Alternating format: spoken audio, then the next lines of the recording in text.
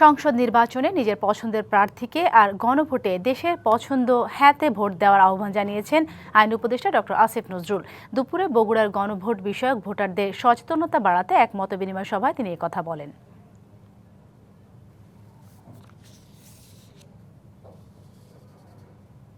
আমরা চাই বাংলাদেশে যেন ফ্যাসিবাদী শাসন ব্যবস্থা ফিরে না আসে।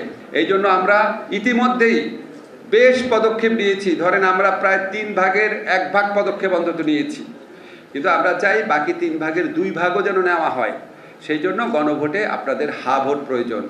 যখন আপনারা জাতীয় সংসদ নির্বাচনে ভোট দিবেন, আপনার পছন্দ মতো প্রার্থীকে ভোট দিবেন, আর যখন গণভোটে ভোট দিবেন তখন দেশের পছন্দে ভোট দিবেন। দেশের পছন্দ হচ্ছে হা ভোট।